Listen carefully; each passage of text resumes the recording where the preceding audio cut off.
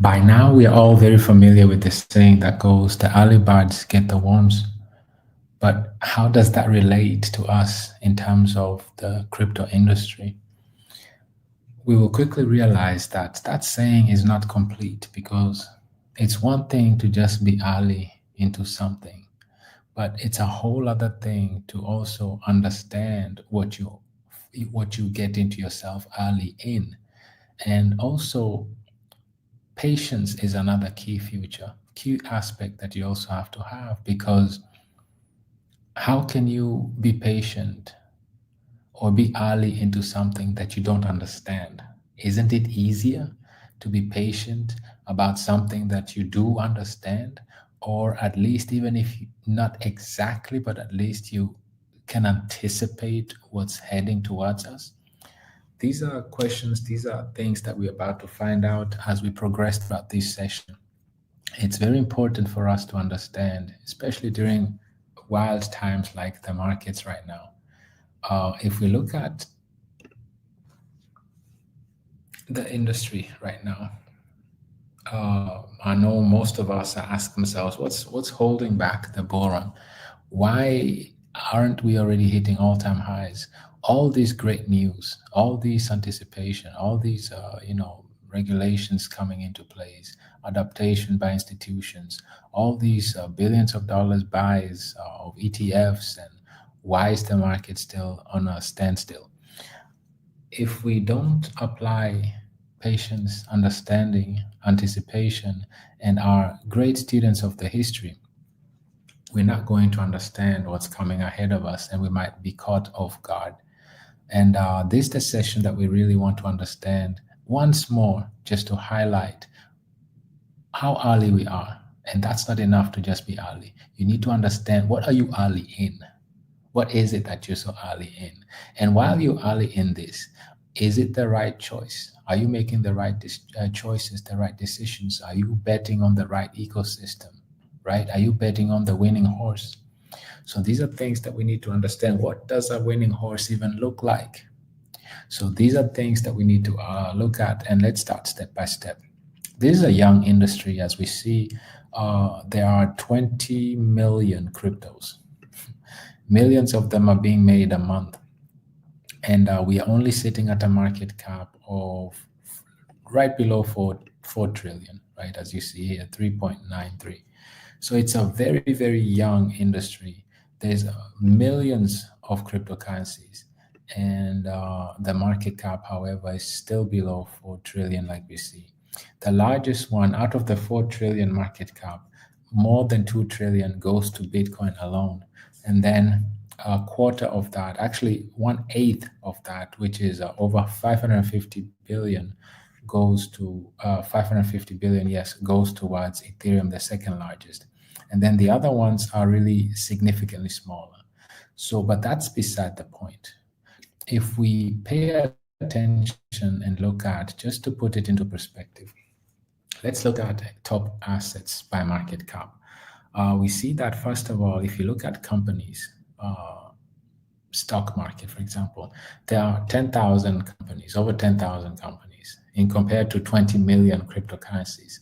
And the total market cap of these companies come to close to 128 trillion, 128 trillion in terms of market cap among 10,000 companies, right?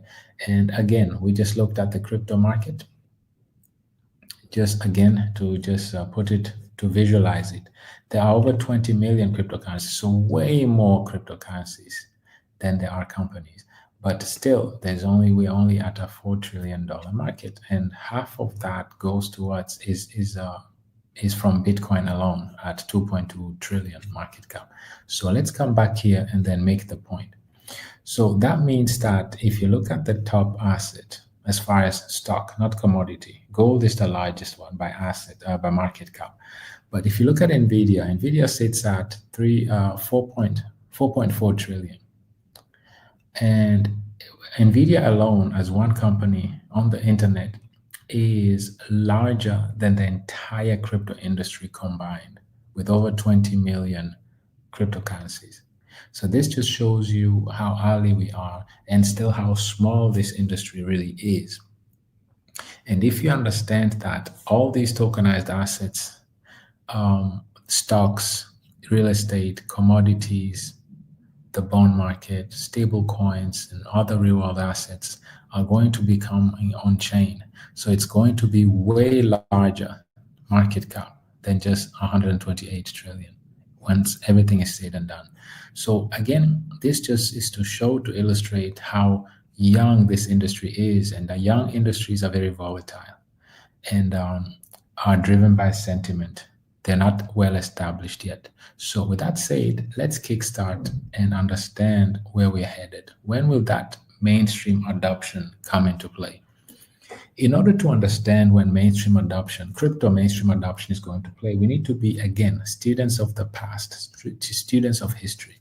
So if we just briefly look at how did internet become mainstream and when did the internet become mainstream? This is the closest way to relate to the blockchain technology, because what blockchain technology builds on top of the internet. So keep in mind, this article is from November 12th, 1999. So it's a nice article I'd like to share with you. When did the internet become mainstream? So why are we reading this article that is over 26 years old, almost 26 years old? It's because we are students of the history. And if you can learn from the past, we'll know exactly how to navigate today, moving forward into the future. So let's briefly look at some things, how internet became mainstream. So this individual was like, what a difference a year makes, right? 12 months ago, I never would have predicted that the internet usage would become mainstream by November 1999. So literally, this shows you that within one single year, and keep in mind, this was in the middle of the dot-com peak, right? The middle of the heights of the dot-com bubble. And this was when we're about to see, everybody was talking about crypto then. I mean, internet. But let's not get ahead of ourselves. So within 12 months, a lot changed. A lot has changed. And how it became mainstream. So what I want us to also understand that mainstream America was so eager to understand, what is this internet thing all about? What is this all about? Because if we look at demographics, in the recent past, the average internet user was a young professional man with an above average income, right? Not anymore. These are the signs how it became mainstream. So it was used to be a niche of predominantly male young professionals with a above average income, techs, nerds, tech savvy, it was a niche, but not anymore. Over the past year, 54% of new users were women. So it was taken over by women as well, right? It was no longer predominantly male. Also, the educational level of the users was on par with the general population. It wasn't just savvy professionals with above average income, but it was the population of user base was across the board, right? All sorts of different people. And also older people were in. So it wasn't just young professional anymore, but older, mature population were also logging in online, right? That's another thing that you notice, how things start to become mainstream little by little. And also before, most professionals in the industry never anticipated that online access would become easy enough for an end user like you and I to access the system without the help of a library intermediary. So there was a time, believe it or not, when you were not able to access the internet without the help of a librarian. You had to physically go there, and then they have to walk you through, help you, assist you to access the internet. Yes, and this is the time where today we can't even imagine that there were intermediaries, and now there are no intermediaries. Access to the internet is decentralized. We can access it however we want to access it, right? Does that sound familiar? I want us to build parallels between the internet and today's blockchain technology. So there was a time where there were intermediaries for you to access the internet, like you used centralized exchanges to access the internet, get access to the coins, the tokens, and then get on the blockchains. As it is today, we're using mostly centralized exchanges, intermediaries, but there will be a time where it's predominantly decentralized, where you can access yourself without needing centralized exchanges or any other intermediaries. So let's move on forward. What else? How does it show how it's adopting mainstream? It's gaining mainstream adoption. Another thing was it seems like 80% of TV commercials plug online services, right? So there was a time where most TV commercials, 80% of them were just putting in online services, online, just doing commercials on online, the internet, right? And also 80% of the magazine ads were talking about the internet. There were billboards, buses, radio spots. Every ad screamed internet. That's how you see the mainstream really hitting adoption. It all seems to have changed in the past 3 weeks. So things will pick up and happen very, very, very fast. Even kids. So there was a survey that kids aged 9 to 17 find that the internet increases interest in current events by 44%, improved quality of friendships by 39%, helped writing and language skills, improved school performance. Right now, you could do research on the internet. You can look up your topics. It would help. You can, socialize online. All of these things, these surveys were showing that you were able to do these things much more efficiently, and it was improving everyday lives, not just the kids, not just institutions, not just governments, but everyday life, everyday people from different demographics. So, and this writer also says that they must say it is hard to get used to everyone understanding what I mean when I say online or web. Similar to the blockchain era right now, if you talk about cryptocurrency and the blockchain, it is so hard for everyone to understand what you're talking about. That's another indication of how early we are. If you talk about cryptocurrencies and blockchain, most don't even understand what you're talking about, what that really is. And most people can't even explain it, what it really is. So awareness of the internet used to be like having secret knowledge of a movement that would one day take over the world. Isn't that exactly the situation we find ourselves right now? Talking about how blockchain is going to take over the world, everything will be on chain. Right now, we're talking about it, but somehow the world was taken over when I blinked.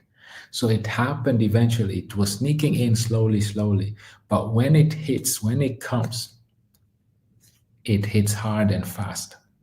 And this is exactly what we've always been talking about for years, that blockchain is the future. Blockchain is where everything will be built upon. Blockchain is where everyone will be using it without even questioning or trying to understand what is online, what is web, what is crypto, what are cryptocurrencies, what is the blockchain.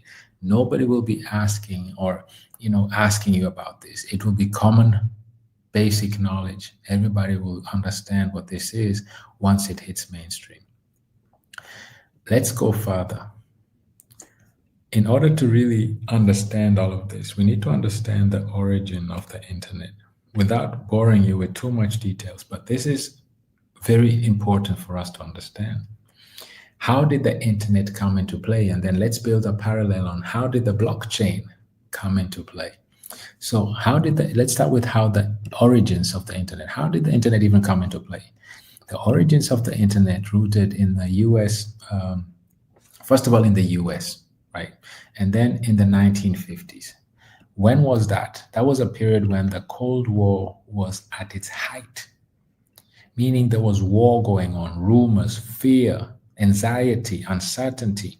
A huge tension existed between US and Russia, right, as we know it today. So both superpowers were in possession of deadly nuclear weapons, and people lived in fear of long-range surprise attacks, right? So the US realized it needed a communication system that could not be affected by the Soviet nuclear attack. So we were at a period where the war was going on, uncertainty, fear between two superpowers. And at this time, computers were large, expensive machines exclusively used by military scientists and university staff. So let's understand this just to paint a picture what period the internet was born out of. There was a crisis, there was uncertainty, there was fear, there was panic, and then out of nowhere, and back then, like we said, the computers were large. Let me show you some pictures here. This is like your average computer, like 4 meters wide. As you see here, they could span 4 meters in length and had a weight of over 1 ton. 1 ton is 1,000 kilos. So, and predominantly just used by universities, scientists, and military, like we see here, right? So there was no PC, personal computers yet. And we were living at a time of a lot of uncertainty, wars, and anxiety, and all of that. And out of that, the internet was born. And when it was born, let's look at, to solve this, it was always looked at a challenge. It was always looked at a challenge. So if you see a challenge, solve it, find a solution to that challenge. So this is how this task force was formed. But before we go to the task force, the final individual known as Tim Berners, he is literally the creator of the World Wide Web, who developed many of the principles we still use today, such as HTML, HTTP, URLs, and web browsers, right? So I just want to read something out of this individual's mind. So what he was saying is that the way he came up with the web, with the World Wide Web, involved, right, inventing the World Wide Web involved his growing realization that there was power in arranging ideas, right? And the awareness came through precisely that kind of process. And the web arose as the answer to an open challenge. How often do we talk about this? That this is a technology. This individual identified that the internet is a technology, but to really make the most out of it, you have to be able to arrange it, put it together, align it. This is exactly the stage we're in right now if it comes to the blockchain, cryptocurrency industry.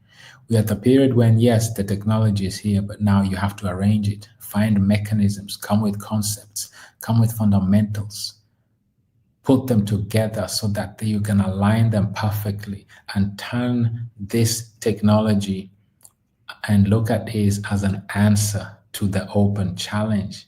Isn't this what we always talk about?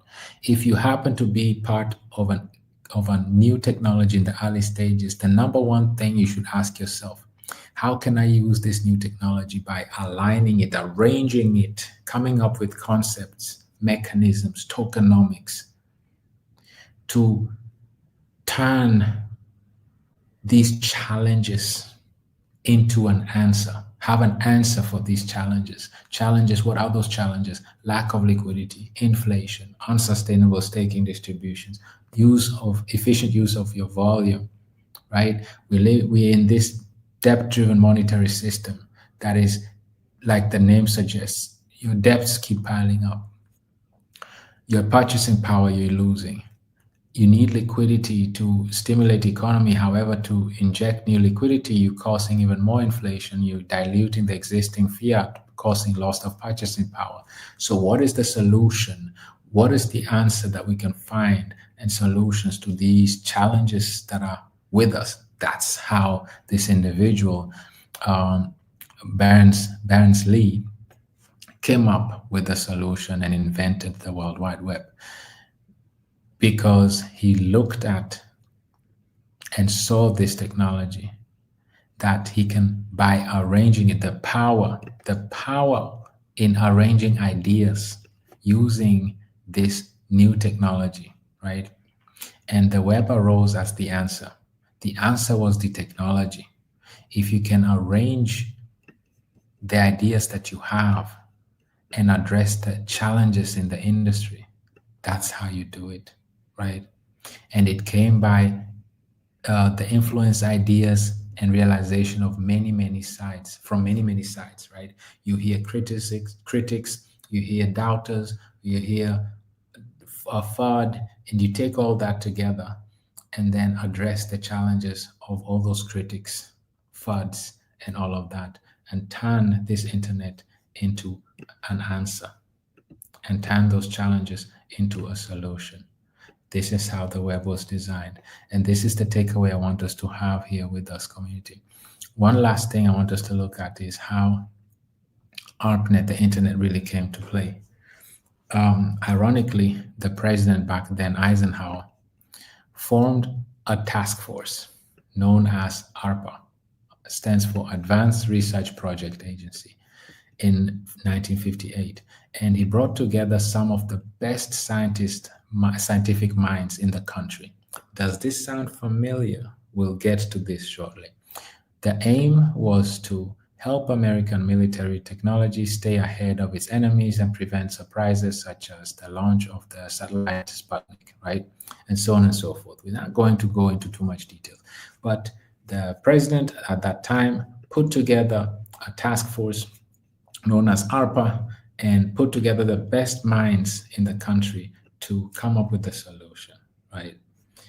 Now, let's build some parallels. Fast forward today, 2025. Just like it was in 1958, the sitting president, Donald Trump, put together a task force. But this time, it's not a military task force, it's a crypto task force. Does this sound familiar? This task force was put together to establish within the US Security and Exchange Commission, was tasked to address regulatory challenges, right, surrounding cryptocurrencies and digital assets. So now that we know that, let's go back for a final time and look at one more thing. So once this task force ARPA was put together, what did they do? This is very important. After the introduction of, they came up with a solution. And what was that solution? So the ARPANET had a set of rules, right? They came up together with regulation, with rules, and these rules were then put in place.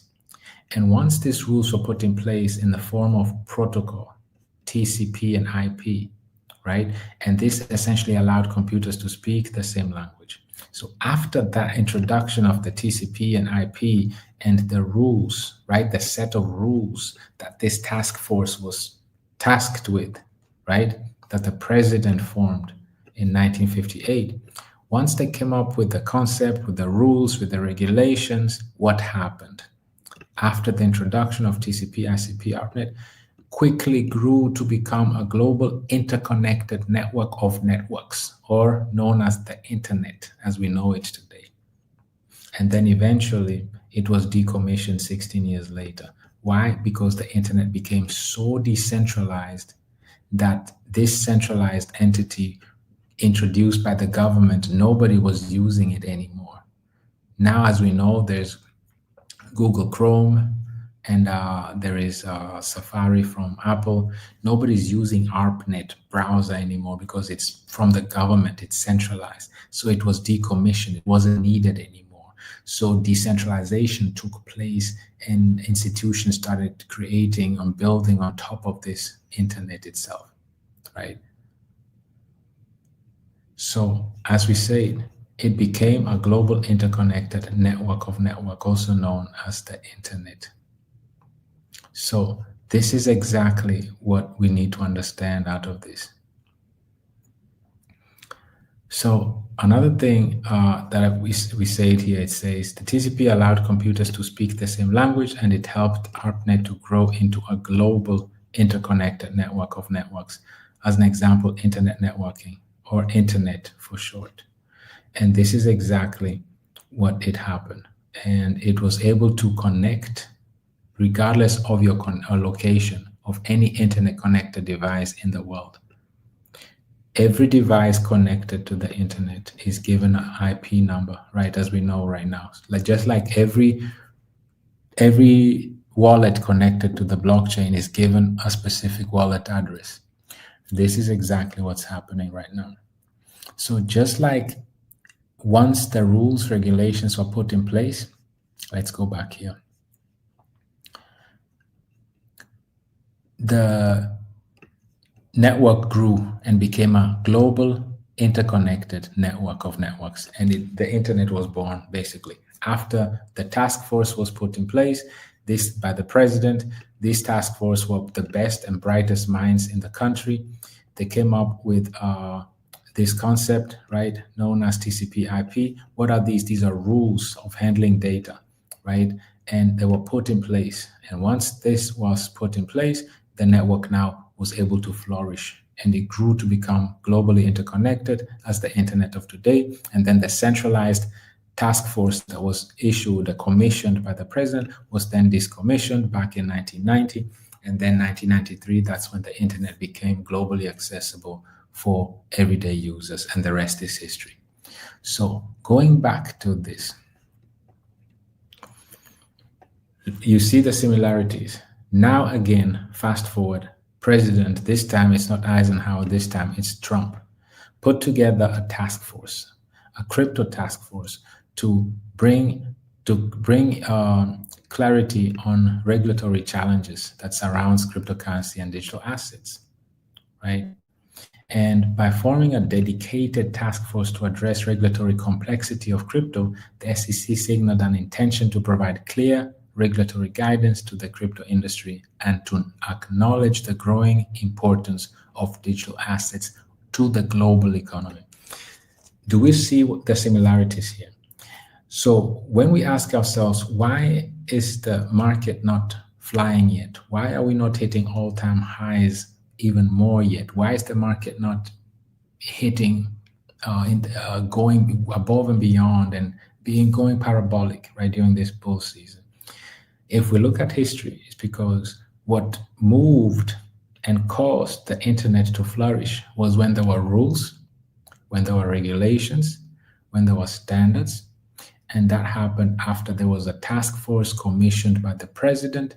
The brightest minds came together, came with clarity, came with rules, and then the internet grew quickly, became a global network, decentralized network, and the rest is history. Here we are again. There is the same task force commissioned by President Trump. The greatest crypto minds and business minds and Wall Street minds and Silicon Valley minds came together, are part of this task force. And now they're coming together to bring clarity, rules, regulations.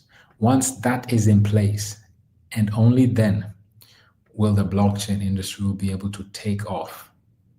And there'll be more builders building now on it confidently, and there'll be clarity and regulation. And once there's rules, this interconnection on the blockchain is going to take flight. And we're going to be able to see the growth that we've all been anticipating, right? So now let's move forward. We've been talking about the technology side of it. The technology side in the 90s is the internet. And the technology side now, 2025, is known as the blockchain. The challenge that the blockchain has that the internet did not have was that the internet was strictly limited to being a technology. That's it. However, the challenge that the blockchain has is that it is not just a technology like the internet is, but it's also an asset. So we've been talking about the technology side of things, and specifically the largest smart contract blockchain is Ethereum. So let's name it. That blockchain specifically we're talking about is Ethereum. So if we now focus on the asset side of Ethereum, not just the technology side of it, it's also been outperforming the very first blockchain, which is known as Bitcoin, in terms of the ETF inflows. And how big? It's 10 times more inflows than Bitcoin. Keep in mind, Bitcoin ETFs are the largest ETFs in ETF history. Among all the 4,200 ETFs globally, Bitcoin ETF is the largest, and it grew the fastest. But right now, Ethereum ETF is outpacing inflows of Bitcoin ETFs by 10 times. So this just shows you that not only the technological side is being adopted of Ethereum, but even the asset side is in high demand. And if we want to see of how much that demand is and how did that lead to this great momentum, let's verify all of this. So the shift toward, first of all, why Ethereum is gaining momentum, right? The shift towards Ethereum is being attributed to several key drivers. Surprise, the very first one, Genius Act stable legislation, rules, regulation. Just like it was back then, like we just saw, there was a task force commissioned by the President Eisenhower, and it was to bring rules and clarity. And the brightest minds were put together. And once the brightest minds came up with the rules and clarity, the internet as a technology took off. Similarly, with the Ethereum, once the Genius Act for stablecoin clarity, that was one of the key drivers, right? It took off. It was passed in July. This strengthened Ethereum's position as the leading settlement layer for stablecoins and tokenized assets. As we know, and we're about to verify as well, that's exactly the fact. Actually, let's look at it right now. If you look at it right now and you look at stablecoins, you see that stablecoins are predominantly, let me zoom in. You look at stablecoins, you see that predominantly over 60% of all stablecoins on chain are on Ethereum. So we see that. And another thing are treasuries. And stablecoins market cap are over 2.4 quadrillion. So that's the forex. Forex is on Ethereum already. And treasuries is over 140 trillion market. And also predominantly, if we move over here, predominantly over 75% is also on Ethereum, as you can see here, zooming in. And all of these markets are very young, very small. The whole treasury market is only at 7 billion. And right now it's over 140 trillion actually. And 75% of that is on Ethereum. Same with stablecoin. Stablecoin, like we said, it's a 2.4 quadrillion market, the forex, the foreign exchange market is. But right now it's only sitting at 270 billion. So that's a 10,000x still that need to achieve the traditional finance market. So why are we talking about all of this? If we go back here again, it shows us why Ethereum is gaining momentum. It's because it has established itself. It strengthened Ethereum's position as the leading settlement layer for stablecoins and tokenized assets. We just verified it. Ethereum has over 60% in stablecoins, and even in tokenized assets like tokenized treasuries, it's even more larger, 75%, right? And industry voices such as Van Eck CEO Jan Van Eck has even called Ethereum the Wall Street token, pointing to its unique institutional appeal, right? So analysts also note that inflows are increasingly concentrated among large investment advisors, with Goldman Sachs disclosed as the top holder, holding over $700 million worth of Ethereum ETF. So Ethereum's regulatory clarity, yield generating potential, and the growing use in corporate treasuries all add weight to the bullish outlook of Ethereum. These are all the factors, some of the factors that establish Ethereum to be not just a technology like the internet that is being built upon and the layer of application where stablecoins, tokenized assets are being built on top of infrastructures, payment rails, and all of that, but also as an asset. You see how Ethereum ETF inflows hit record high. BlackRock, Fidelity, and Grayscale buy over $1.5 billion worth of ETH. And not only that, we also see a shift here happening where whales and institutions and corporate giants drive massive ETF accumulation. We saw an individual here that literally swapped almost $3 billion worth of Bitcoin to ETH and purchased here. Data from on-chain tracker show millions worth of ETH purchased by various entities over the past just a few days. And one single wallet buying over 600,000 ETH worth nearly $3 billion in just 1 week alone. So we see the momentum shifting, going towards Ethereum on an asset level. So the asset ETH is being purchased by and accumulated by institutions, whales, retailers, you and I.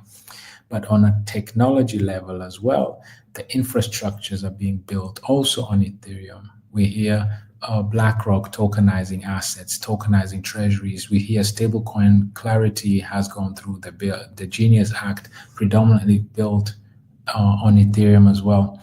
So we see all of this happening on Ethereum. And what does that mean? How does that help us? To really understand all of this, we have to come right back here and see what. Let's close out with this. The individual that literally invented, the creator of the World Wide Web, said it beautifully. He said that awareness came to me through precisely that kind of process. What kind of process? He identified that the web, which is also known as the internet, arose as the answer, right? It was the answer. The web is the technology at that time, was the answer to an open challenge that was being faced back then. And he looked at the internet as the solution, as the answer to the challenges of those times. Fast forward to today, if your ecosystem doesn't work the same, if you don't look at this technology as for what it really is, a technology, a solution to challenges, and you now have to arrange, right? The realization that there was a power in arranging ideas using this web technology. This is what we always talk about and educate about, that the technology is here. Use this technology and the power of it. If you arrange your minds, your ideas, and what are your ideas? Solutions to the challenges. What are the challenges? Inflation, lack of liquidity, unsustainable staking distributions, inefficient use of volume. We're in a debt-driven monetary system, which causes higher debt, dilution of assets, inflation, loss of purchasing power, and unsustainability in fiat for the federal or central banks. And with this, blockchain is the solution to the debt crisis. It's a solution to lack of liquidity. It's a solution to inflation. It's a solution to unsustainable staking distributions. It's a solution to actually an answer also to using your volume efficiently. So if you can arrange these ideas using this latest technology, just like back in 1999, Tim used it to invent the World Wide Web. So use this technology, the blockchain technology, as the answer to an open challenge, and not just to flip meme coins on Solana, but use it as an answer to the challenges we're faced with. If your ecosystem does that, manages to do that, just like it is doing right now here, using our BULLRUN ecosystem, that's exactly what it's developed to do, to address these challenges we just talked about. What are those challenges? Inflation. This is why we have the true ban mechanism. We reduce the supply by 1% simply by trading, through trading volume. What's the other challenge? Lack of liquidity. We retain 3% of liquidity simply through trades, buy and sell. What's the other challenge? Unsustainable staking distributions. We are addressing that as well. We issue USDC distributions to avoid causing inflation and to give the stakers an option to use the USDC in the real world or to compound by buying back more BULLRUN tokens, right? And also, these three are efficiently done and sustainably done because you're using your volume efficiently. So those are the four challenges our ecosystem are addressing, just like Tim suggested and how he invented the World Wide Web.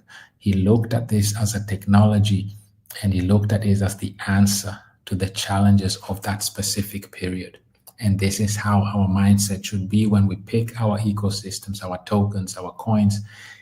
Is your ecosystem, your coin, your token addressing challenges?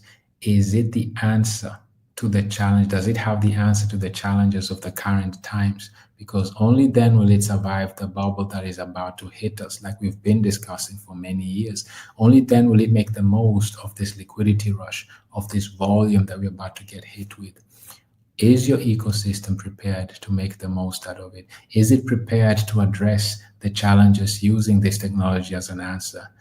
This is a question that you yourself have to answer for yourself. These sessions serve as a point of reference, and they're my personal opinions. None of this that is said is financial advice. We're just only here to inspire, to educate, to inform, and that's it.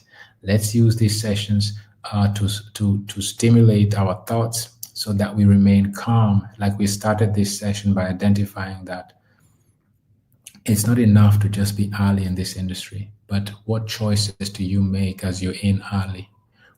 How do you pick your winning horses? How do you pick your ecosystem based on what? And as students of history, I believe this session has opened and broadened our minds to make rational decisions as we anticipate what's coming. Like we said, it's easier to be patient when we understand what are we being patient for. And also it's easier to be patient if we can anticipate what's coming. And I hope this session today addressed the challenges, addressed the questions, the concerns of why should I be patient and what's coming, what can I anticipate that is still coming ahead, and how early are we really in this industry, and do we really have an answer to the current challenges we're faced with, and am I part of a solution or am I part of a problem? So this is it for today's session, community. I want to wish you all a wonderful rest of the week, and for the queens tomorrow, I want to wish you a beautiful session once more. And with that said, I want to wish you all a wonderful rest of the week, community, till we meet again.